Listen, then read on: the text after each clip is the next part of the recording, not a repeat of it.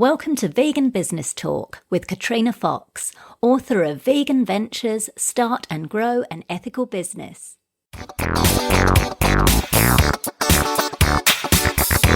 Hello and welcome to episode 65 of Vegan Business Talk.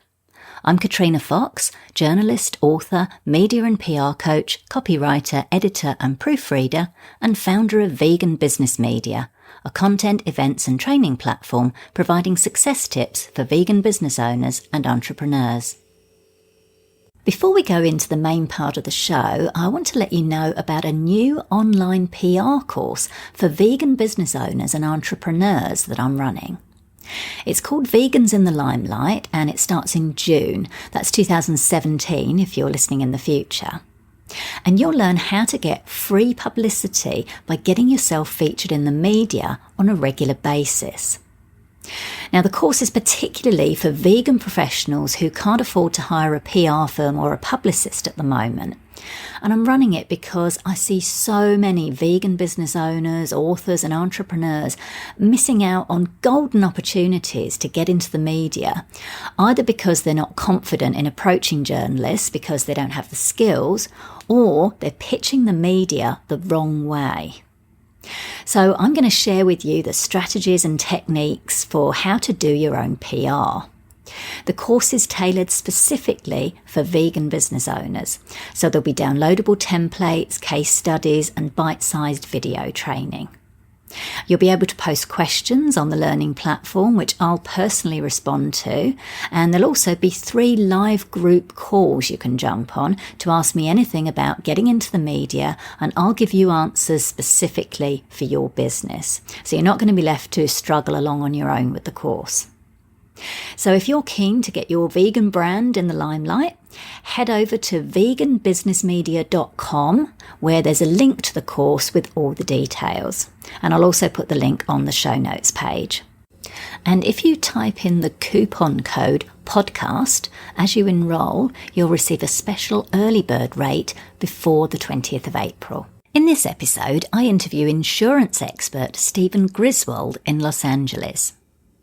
Stephen is president of Griswold and Griswold Insurance Agency, a second-generation family-run firm that's been around since 1948. With over 16 years of experience, Stephen provides innovative solutions and fresh perspectives on risk management to small and mid-sized businesses in a variety of fields, including startup, technology, healthcare and non-profit. The company is the only insurance agency in Southern California and one of only a handful in the world that is certified as a B Corporation.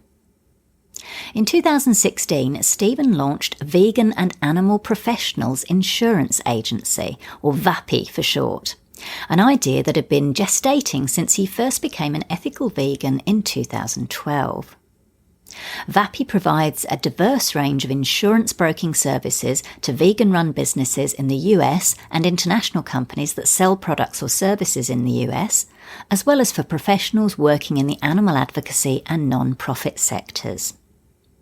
In this interview, Stephen discusses the key types of insurance most vegan business owners require and when to get them in place, the newest type of liability insurance coverage essential for the majority of business owners today, why you need insurance even if you don't make mistakes, the advantages of working with an independent insurance broker and the hidden fees to watch out for that not all of them declare, how to choose the right insurance broker, an important type of insurance a startup with investors needs, and much more.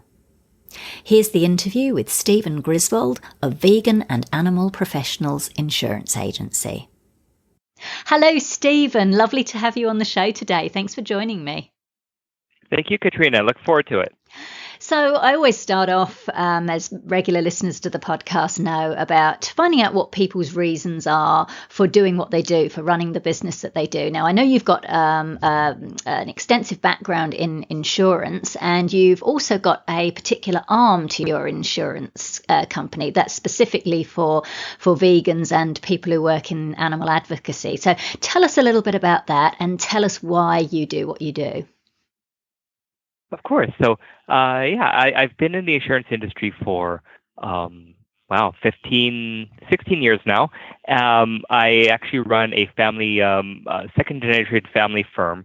My dad started our original agency in 1948, and I've been vegan for about 5 years. And it occurred to me that there's no, our industry is very much not really vegan friendly or vegan aware. And I found that there was a need for somebody who's vegan to really take the helm and push things along for vegan businesses. So I started a co-brand called Vegan and Animal Professionals Insurance Agency.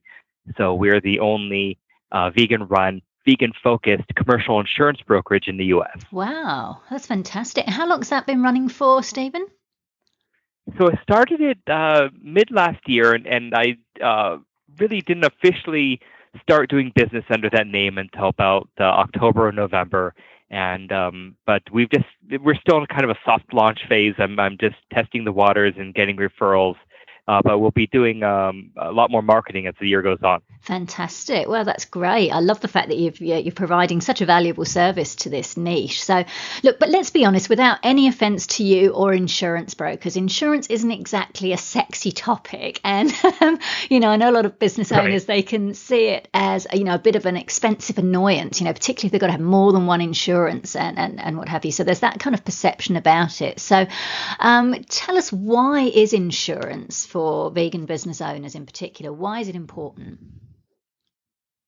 Sure. So, yeah, and insurance is one of those things that is a necessary evil for a lot of business owners, and of course, yeah, it could be, for some types of businesses, it could be one or two of your top five line item expenses on an annual basis. So, it's one of those things that people have to deal with. They don't like dealing with it. They don't like dealing with insurance companies, but it's a matter of really protecting your business. The whole purpose of insurance is really to protect you from the unknown. So anything from a kitchen fire in a restaurant to a cyber attack on your business database to just plain old theft. So there's many different ways that you can lose money in your business through no fault of your own. And I always harken back to a saying that somebody told me a long time ago. That's really a hallmark of insurance, especially when it comes to liability, is that you don't actually ever have to do something wrong. Someone just has to say you did. And that's a really big key for a lot of liability insurances, where someone's like, well, I never make mistakes, or I don't have a reason that I'll have ever claim on this policy. You don't need one. You just need somebody that's rubbed the wrong way, that accuses you of doing something wrong. And that's where insurance comes in. That's a really good point, actually. And I hadn't thought of that, actually. You're absolutely right, because you're right. I think a lot of business owners will just say, oh, yes, but I'm really careful and I've got all these safeguards in place. But you're right. It can just be someone saying you've done something, and particularly in the US, which is kind of known for its suing culture. That's a really, really good point. So talk us through some of the different types of insurances that a vegan business owner may need, and why. And obviously, the definition of vegan business owner is very, very broad. It could be service-based providers, solopreneurs, through to, larger, say, eateries or fashion businesses. So can you just sort of talk us through some of the different types of insurances that, business owners might need to know, or might need to have, and why? Of course. And yeah, as you said, it's going to vary quite widely depending on the type of business. But so if you have any sort of brick and mortar business or any sort of exposure where you are have a physical location or physical presence, the general liability is the most common and most talked about insurance. And really what this does, it protects against physical damage or personal injury, bodily injury that is caused through your negligence or through your actions. But we're getting to a point where a lot more businesses are virtual or remote, or you don't really have that personal exposure anymore. So general liability is not always the cornerstone of an insurance portfolio. But anybody who's doing any sort of service, it could be from consulting or anything like that, where somebody's paying you to do a service, then professional liability becomes very important. So we see this most in for doctors and accountants and attorneys. That's typical, but anything from even if you are have an app or doing something online, then failure or some error in executing that service you're performing for somebody, if that causes a loss, that's professional liability. The big topic in insurance right now is cybersecurity liability, and almost every single business on the planet now has some sort of online exposure, which is not covered anywhere else except in cybersecurity liability. So that's really kind of the big coverage to look out for. Oh, tell us a bit more about that. That's interesting. So yeah, cybersecurity. So going back, general liability has, as I said, has been a cornerstone of most liability packages for quite some time.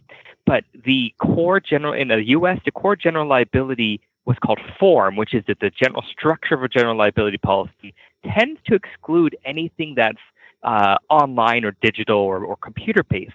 So data or loss of business receipts via a data breach or anything to do with computers is typically not covered in a general liability policy. So a cybersecurity policy covers you from everything from somebody suing you for copyright infringement on your website, one of your employees saying something bad on social media and getting sued for libel or slander, or this happened actually just last week, somebody breaking into your server, encrypting it, and demanding a ransom, which is happening with startling frequency now. Yeah.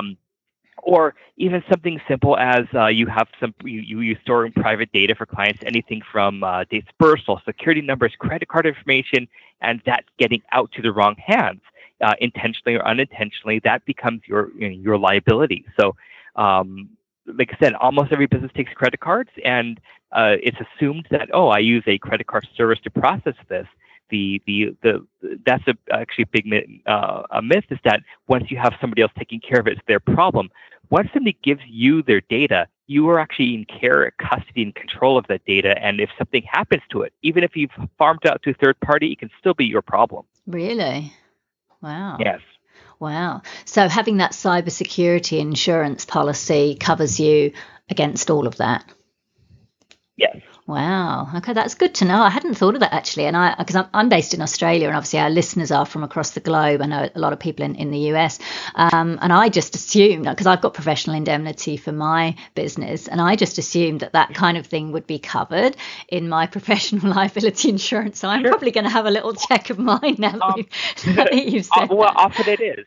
For a lot of companies that are online based or based in technology, there's a kind of an offshoot of a professional liability called a technology package, which covers you for your errors and omissions as a technology services provider or provider of some service in the technology industry, and also includes a suite of cybersecurity protections automatically. So that a lot of people who have maybe apps or just some sort of basic online business can usually find something in their core policy to cover that as well. Okay, well, I think that's a good reason for everyone listening, if you're in an existing business, to just go and double check that, because that's certainly what I'll be doing. So that's great. Now, thank you for sharing that, Stephen. So again, I know this comes down to, like you said, the different types of businesses, but what would you say, in your opinion, are the essentials in terms of insurance versus nice to haves? Like, for example, I don't know, you might not consider this a nice to have, but I know in my partner's business, we've got a tax audit insurance included. So if for any reason the tax office decided to audit our business, we're covered for a certain amount for our accountant's fee, our accountant to look into that. Now, some people might think, well, that's not an essential, it's a nice to have. What are your thoughts on what you think are, the real basics that you've got to have in place versus some nice extras? Sure. So the ones I kind of already mentioned are definitely the core coverages. So if you are a physical if you have a physical presence, you have to have general liability. In fact, most landlords in the U.S. demand it to have an office space. Cyber liability, I really feel something every business should at least consider. Professional liability, if you're any sort of service provider, and if you are if you own a building or have equipment, definitely you want to make sure that property is covered. And typically kind of like surrounding this is stuff like, business interruption coverage. And if you have a business where you have shareholders, directors and officers is almost, I would say, a mandatory requirement if you have any sort of multiple ownership in your business.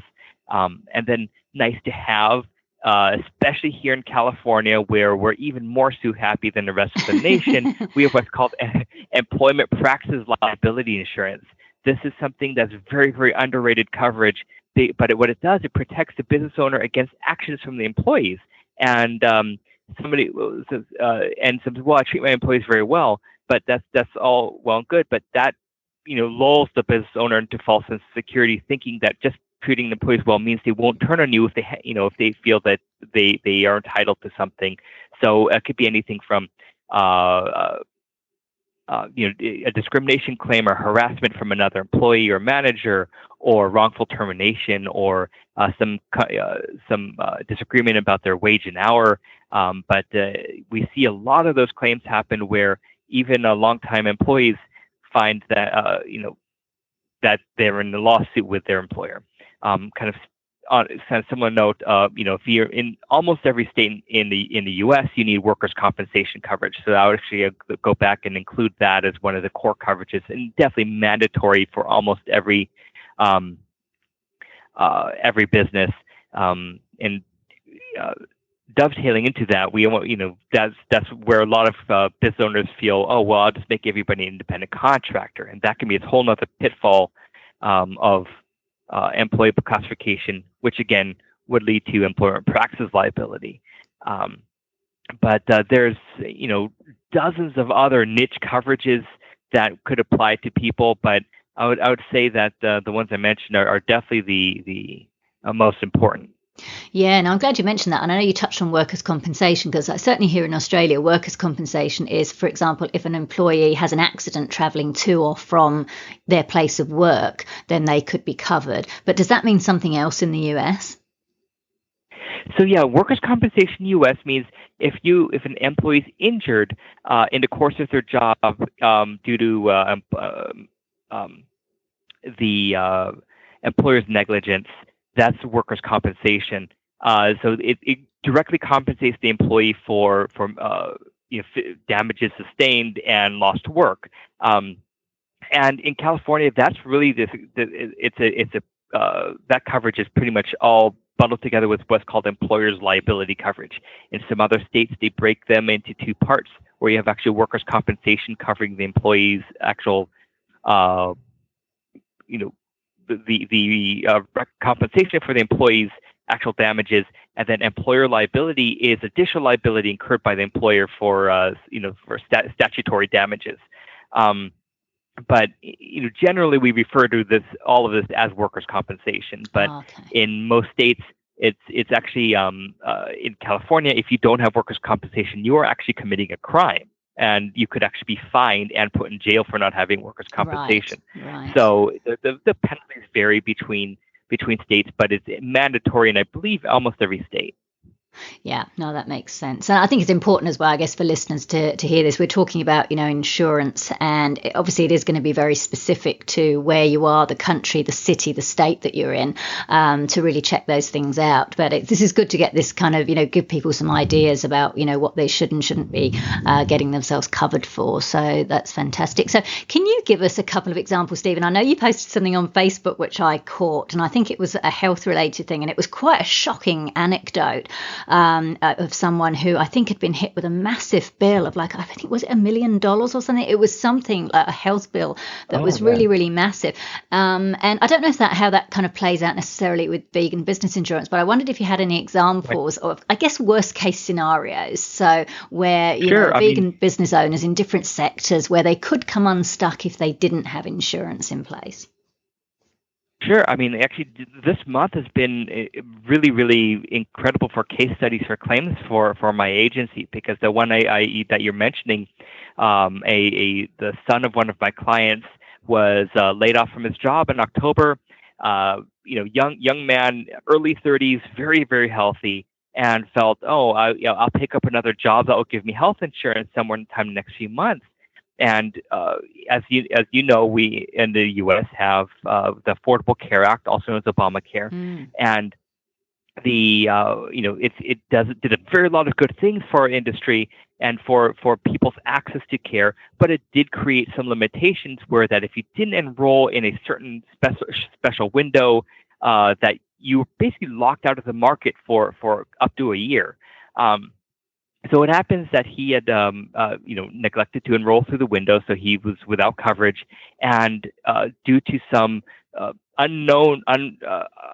unknown health condition, had a stroke at age 30, and this, he was in a hospital for 5 days before actually he was in his house alone for 5 days before anybody found him. Then he was in a hospital for a week before anybody was notified. Oh, wow.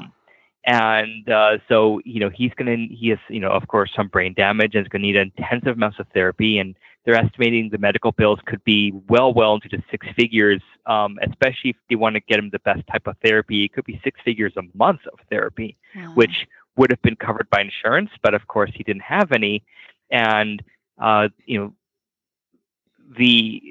just the way our system is that if you don't have insurance, you have very, very bare bones access to rudimentary coverage, which isn't good for recovery. So his parents are going to have to come up with tremendous amounts of money to pay for some of these services. Wow. So is that more down to kind of an individual making sure that they have their own personal health insurance? Right. So yeah, there's some responsibility to the individual make sure they have health insurance. I always encourage business owners to really look at the economics of providing group benefits, because it's in the past has gotten a bad rap for being too expensive, but with the changes in the Affordable Care Act, we're seeing an approach parity between individual and group plans as far as cost. And when you factor in the various tax benefits and structures of group coverage, it's actually in many times a better decision for a company owner to offer group benefits to their employees. How many employees? What would be the minimum? Because I'm thinking, like, in terms of for small, I can understand how that would be good for like larger companies. What about for small business owners who have maybe got 3 or 4 staff? Like, is that applicable in that case? Or? Yeah, because most areas you can get away with having a group plan with just one employee. The owner and one employee, you can have a group. There's always exceptions, and there's ways around all these rules. But as a general rule, if you have one employee, you have a group, and you don't have to pay for the employee's entire premium. You can subsidize a small part of it, which in many cases is cheaper for both the employer and the employee than trying to figure out a way to go around the other rules of reimbursing the employee for health premiums, which you can't really do anymore. But it tends to improve employee morale, improves recruitment, and it just makes everything a lot smoother for everybody. Right. That's good to know, because I think there is that sort of idea or that perception that, offering those kind of benefits to employees can be really expensive, and it's only really suitable if you're a big company, and it's more of another pressure on a small business owner. So I'm glad that you mentioned that. And obviously, right. Again, this may be quite specific to the US and what have you, but that's really, useful to know, and worth vegan business owners looking into and exploring that. And like you mentioned, maybe there's even tax breaks available. So. Oh, that's exactly. Great. So, look, we talked about, insurance companies insurance not being necessarily a sexy topic, but also, insurance companies, and I think this is probably true globally, they've got a bit of a reputation for being, very happy to take people's money in the form of premiums, but they do whatever they can to get out of paying out claims or paying them very minimum possible, or, putting people through a hard time to get their money, sometimes drawing it out over years. Now, I know that's probably a bit of a generalization, but what are your thoughts on this? That image of the insurance company withholding payments or not paying out, it's well earned. There's many cases of where insurance companies will have to be taken to court to really recover what you need from them. But in general, especially when in the context of business insurance, companies tend to pay out fairly quickly and fairly based on damages. And a lot of these complaints and arguments we see come from the business owner or the owner of the policy not fully understanding what the policy does and doesn't cover. So this is a shared responsibility of both the insurance agent, making sure that they are aware of all the risks inherent with their client's business, and the business owner taking the time to understand what it is that they're insured for. So when everybody's on the same page, there's good communication. We tend to find that if there's there's a claim, that this is settled, much more easily than if there was some sort of disagreement or just nebulousness with the coverage. So, but in general, insurance carriers are ready to pay out claims. Okay, so it's a case of really the client, and if you're using a broker, the client making sure they're educated themselves, and brokers making sure that they educate their clients. Right, and of course, the tough ones are typically to do with anything with health, because health insurance, they'll say like, well, I need this treatment and it's not covered by the insurance carrier, and there's almost no way you can know this ahead of time, because trying to get an exact list of the medications and procedures and conditions covered by an insurance planner is nearly impossible, and so that's a lot of times where people kind of find that they're at odds with their insurance carrier. But so in terms of business insurance, not so much. But in terms of business insurance, it's generally a lot more cut and dry. Okay. All right, cool. So now if someone's starting up a business, so they're kind of in their, pre-stage, pre-launch stage, they're thinking about starting a business. At what stage do they need to get those various types of insurance to be in place? Should they try and get some things in advance before they've launched, or are there some things they have to wait until the business is already up and running? So it really highly depends on what their exposure is and what they're looking to cover. So I work with a lot of startups, and one of the first coverages we should get for startups is a directors and officers coverage, because they've brought on capital partners or VC or investors. And anytime you bring on outside money into a company, you want to make sure that everybody's protected and everybody's on the same page in regards to the structure of the company, because that could be a big area of concern with fledgling companies. But assuming you're, say, a startup running out of your garage, or just trying to build something from scratch, if you don't have any real what we call exposure, you don't really need insurance until you start having that. So if you have a product, you don't need to get liability for that product until you start manufacturing and distributing that product. But in some cases, we do need to get coverage pre-launch if required by contract. So if you are renting an office space, that landlord will probably want general liability coverage. If you are creating a distributorship deal with a vendor, then you may need some coverage for that. Or if you're easy way if you're selling on Amazon. Amazon requires you to have this big laundry list of insurances to be able to sell on their platform. But really, a lot of times we can get away with not needing coverage until you actually have an exposure. But there's a fine line between needing coverage and having an exposure, and getting to the point where you're trying to get insurance when something's already on fire. So it's something, I always recommend that people at least discuss what they're doing with their insurance broker as early as possible, and maintain communication, so that when the time comes, everything's ready to go. Got it. I just want to go back to that, what you said about shareholder and investor insurance, because that's an interesting one. So at what point would you get, so if you are seeking that outside investment, at what point do you get that insurance in place? Because do you wait until the contract is inked and then get it? Or would you if you know someone is keen and they're about to sign, would you get it just before they sign? It's best to get it as early as possible, but the thing is, it's a double-edged sword, because the earlier you get it, the more protection you have. But again, if you are seeking investments, probably because you need money, and the directors and officers coverage is the cost is very much based on how well the company is doing financially. So if you have great financials, you pay less than a company that's constantly running in the red.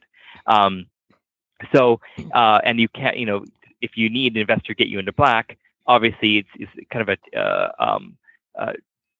you need to figure out which to do first. But I don't really think it's necessary until after you have investment. Then you can get directors and officers coverage, because the carriers are not super concerned about existing investors unless you bring somebody on and immediately have problems with them. But it's typically fine to wait until after there's some sort of outside investment before getting directors and officers coverage. And what does that specifically cover you for? Does that cover you for, say, an investor wanting to take the company in a different direction, or wanting to maybe take it in a non-vegan direction, for example? What kind of things does it cover?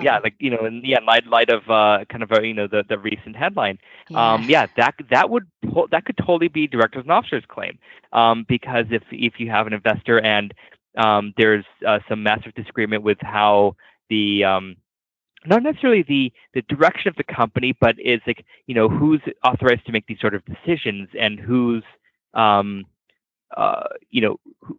able to really do certain things in the company. That's kind of where we see some conflicts with directors and officers, or really anytime one owner would typically sue another owner. That's kind of where directors and officers come in, or shareholder. Maybe you have shareholders that are not acting directors, but the shareholders feel that their money is not being shepherded properly in the as far as the company is going. That would be a directors and officers claim. So if you are building a company with saying we're going to be have this product that's sustainable and fair trade and everything, and you get investors, and all of a sudden you're using conventional items and undercutting everything, that's actionable under the directors and officers, because you are misleading your shareholders. So, but directors and officers is this huge wide field of possible exposures, but those are a couple that come off the top of my head. Yeah. So basically, as you, as say the owner of the company, you could have it, and then also your investors may also take out their own policies. So typically, the directors and officers policy covers all the shareholders and directors and officers and managers of the company. So even if they're suing each other. Yeah, even if they're suing each other. So that's it's interesting. And it gets more complicated if you have subsidiaries or partnerships and stuff like that. But it's the purpose of directors and officers is to make sure that the structure of the company remains at least somewhat intact from a financial standpoint. Okay. All right. Good. No, thanks for explaining that. So let's talk a bit about your own business. As we mentioned, you've been running or working in your family business for a very long time. And now you've got this fairly new vegan arm, which is absolutely fantastic. So let's talk first about the use of the word vegan in a company's name or marketing materials. Obviously, you've gone front and center with vegan with your new co-brand. So tell us a bit about that and why you decided to use the word vegan. So I did that, and I know that the word vegan can be very polarizing. That's I know that's why a lot of companies prefer to use plant-based or some other alternative wording. But given that we do already have an existing family agency that focuses on every other type of business, I felt that creating vegan and animal professional insurance really highlighted front and center what we're about and what we do and who we're for. And really because as vegans, we tend to prefer to work with others that are vegan and share a worldview. And as many people know, that if you are working with a company and that company's core beliefs don't match with yours, and maybe that company goes on a hunting retreat, then it's undermining directly what you're trying to accomplish in the world. So I think by aligning our values with those of our customers and clients, we kind of are able to really focus on doing the best we can for everybody. Fantastic. So just interestingly on that then, how does that kind of sit then? Because you mentioned with your main company that works with all different types of other businesses. Do you have any type of businesses that you don't work with that might conflict with your vegan beliefs? So just because we have like I said, this company's been around for 69 years. I don't really refuse to work with anyone that for any particular reason, but but I would turn down something that would be very strictly against my ethics. So if there was a company that was a furrier or something, of course I would say I would completely decline to work with that. But it is double-edged sword. It's like, well, then I could take their money and then donate it to an animal rights, that their commission I get, and donate to an animal rights organization. So Yeah. it's a delicate balance. I need to figure out, well, what would be. Thankfully, I haven't run into that yet, but I would have to make the decision whether to to suffer working through them to achieve a greater good down the road, or if I should just not get myself involved in that.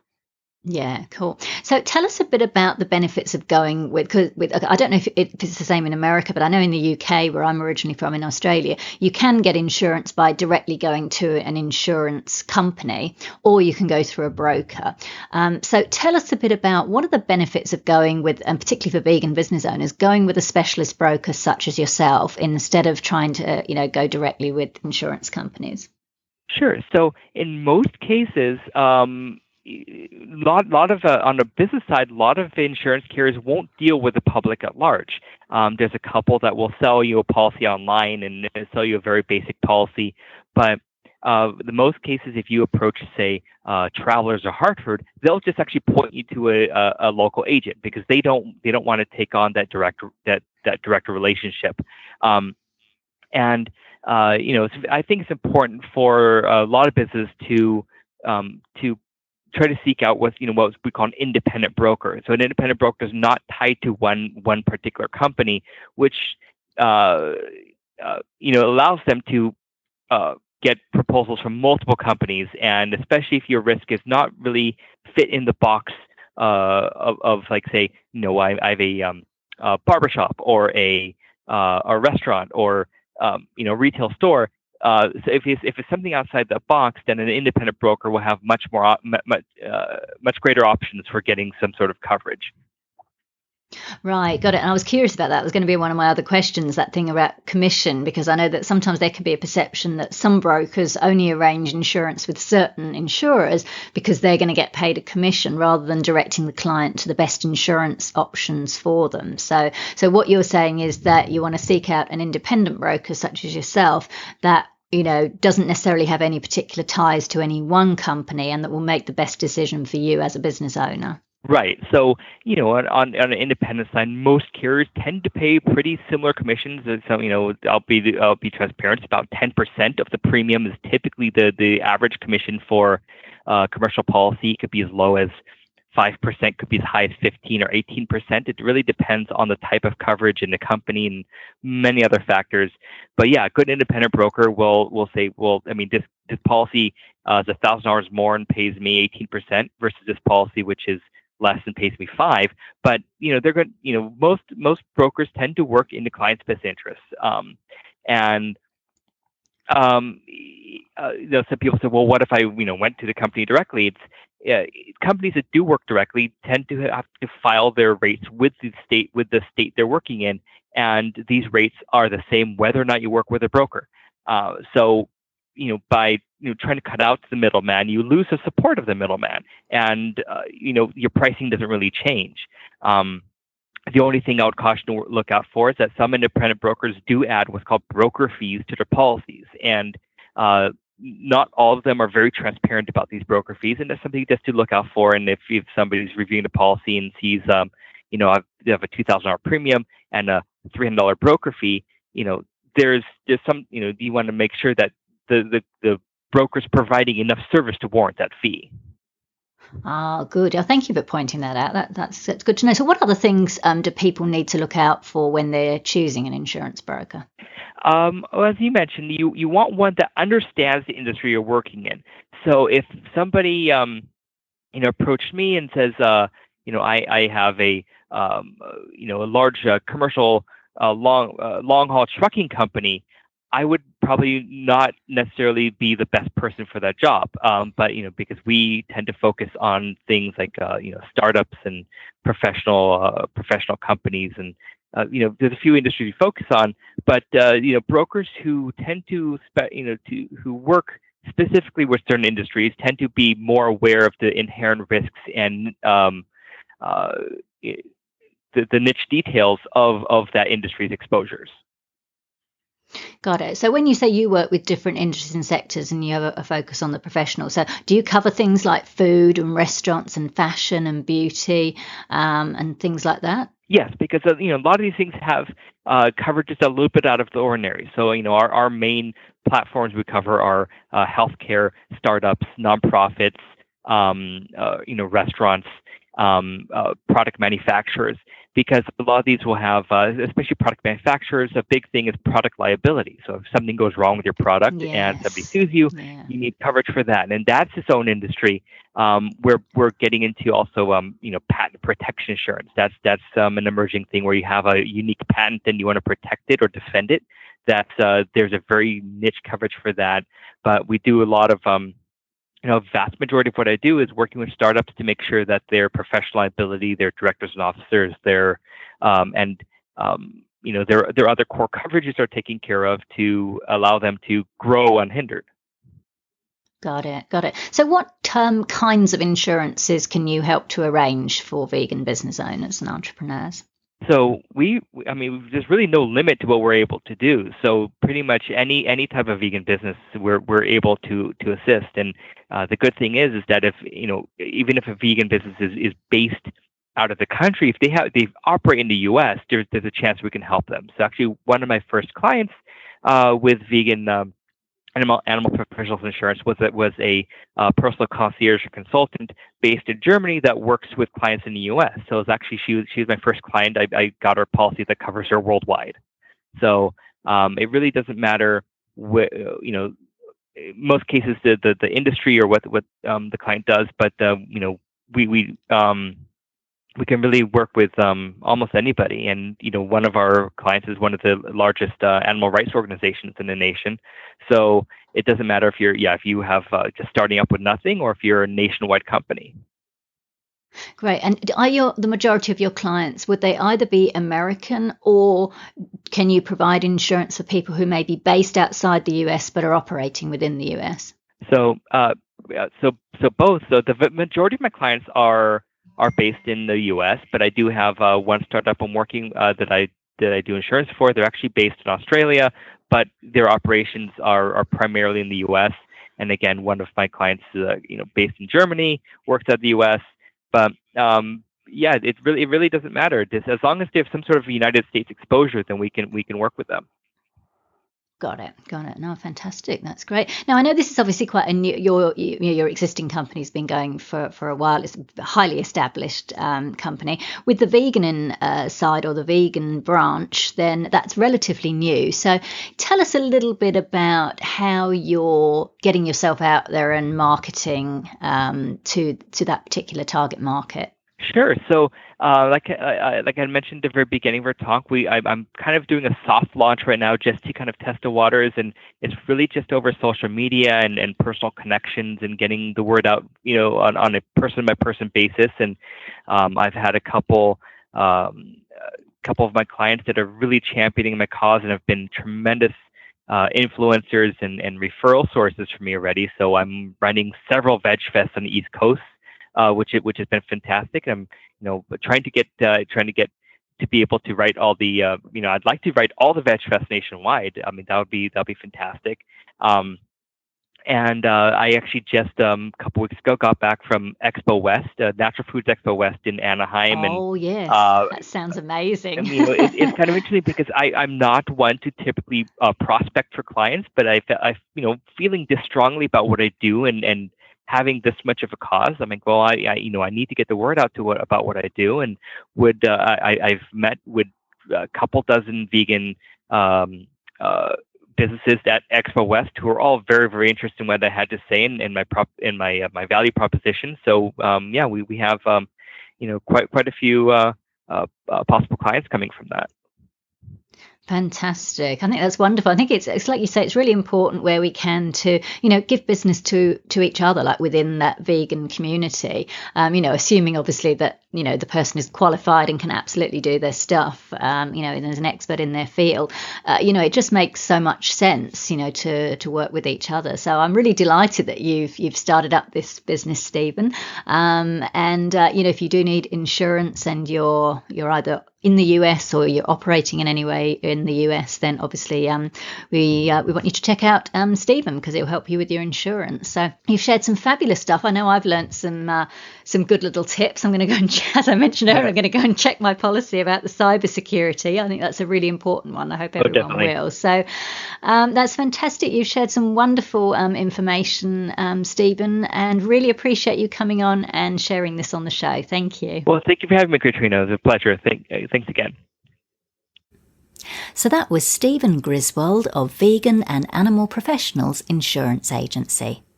You can find out more at veganinsurance.com. And that link is on the show notes page at veganbusinessmedia.com/podcasts and going to episode 65. Now for our vegan business news roundup. Car manufacturers are getting on board with the creation of vegan alternatives to leather. Fast Company ran a story recently on Vicky von Holzhausen, who started her career as a car designer at Audi and Mercedes-Benz before launching a range of eponymous handbags last year. As she searched for sustainable yet luxurious leather, she came to realise that no leather is the most sustainable. She went back to her car industry contacts and worked with a manufacturer to develop a polyurethane-based material, which she's calling Technic leather, that looks and feels like leather without any of the toxins and waste, or of course the cruelty.